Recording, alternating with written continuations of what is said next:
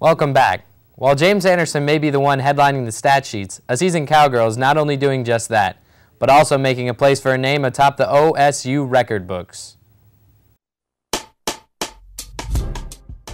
She stands only 5'5" in stature, but when it comes to the ranks of OSU's all-time leading scorers, Andrea Riley towers over them all. A single shot from the charity stripe against Oral Roberts earlier this season etched Andrea Riley's name in Oklahoma State's record books. The senior surpassed Clennette Jordan's 20-year-old record of 2,168 points to become OSU's career-leading scorer on the hardwood, male or female. Despite the unique accomplishment, Riley remains humbled and tries to keep her eyes on the ultimate accomplishment, a national title. It was a good feeling, but I really don't think about that kind of stuff. Everybody was like, "That's an awesome accomplishment and everything," but I just want to focus on the rest of this season because I think it could be really special. This season has been sensational for the senior, averaging over 24 points per game, as well as leading the team in steals. Her teammates recognize how much can be gained from playing alongside a point guard like Riley. I mean, it's ridiculous. I mean, she's awesome. It took me probably a year to adjust to how fast she plays, to be quite honest. But I mean, she's an unreal point guard. A looming worry that the Cowgirls face later in the season is the one-game suspension Riley must serve from the NCAA in the tournament for an altercation against LSU 2 years ago. The continued successful play of the Cowgirls seems to be mandatory for seeding purposes in the tournament. It's very important for seeding because if you go in as an 8 or 9 seed, it would be a tough game for them to play without me. But I got a lot of confidence in my teammates. I just think it's just a matter of someone else stepping up. You know, there's games that they've double teamed Dre, and it's just a matter of not freaking out. You know, Dre obviously can get the ball down the court anytime she wants. And it's just a matter of us settling down, and you know, without Dre there, it's just someone's got to step up and fill in her shoes. And it's a big task. Don't get me wrong, but you know, someone's got to do it. Regardless of how this season pans out for the Cowgirls, one thing for certain is that Andrea Riley has a good chance of taking her skills to the next level.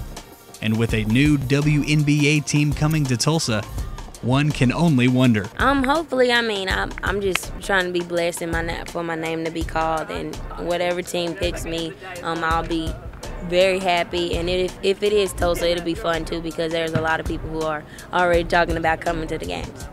And then you are live watching from Dallas, Texas, number 10, Andrea Riley.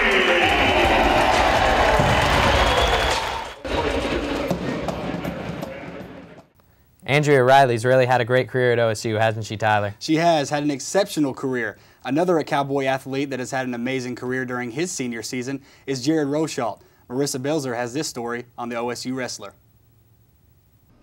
The Rochalt family name is famous on the Oklahoma State campus. Jared Rochalt is the latest brother to make his mark. Just as his brother Jake Rochalt won 3 national championships, Jared hopes to make 2010 his year. Rochalt's path toward wrestling excellence started in a house where he and his brothers grew up in Sandpoint, Idaho. My dad got us started when we were probably like 4 and 5. My older brother started it, and then we all just kind of followed in his footsteps. Jared finished 3rd at the national championships last year, earning himself a 2nd year as an All-American. This season, he won more than 25 matches and is currently ranked number 1 going into the postseason. Rochalt wrestled his last home match this past Sunday against OU. Rochalt says he's enjoyed his time on campus. The fans, the support, you know, the tradition here and being a part of it, that's probably my favorite part of it. His coaches said he has noticed a change in the final weeks of the season as opposed to last. Mentally, I think he's changed a few things to treat the season as a long season that doesn't mean a whole lot till the end. So I think he's balanced himself out well mentally, and he's kept the most important things in sight, and that's obviously Big 12 and NCAA championships. Rochalt's top competitors going into the national championships include Jared Trice of Central Michigan and David Zabriskie of Iowa State. While there's a lot of competition for the heavyweight title, Rochalt knows he has to focus on his own performance first. I'd say just keep doing what I've been doing, relax, not let pressure get to you, not worry about whatever the other people say or think. I don't think there's anybody in the country that can beat him. I think if he loses, he's going to lose because he mentally breaks down rather than physically or technically. You know, I think he's that good that his biggest challenge is himself and making sure he conquers himself. With nearly only a month remaining in Rochalt's college career, he says he has no definite plans for the future. His main focus is on winning the title at the NCAA Championship in Omaha. For Orange Nation, I'm Marissa Belzer. The storybook ending seemed perfect for Rochalt as he ended Bedlam with a win, heading into the Big 12 tournament. We have more Orange Nation coming up. Stay with us.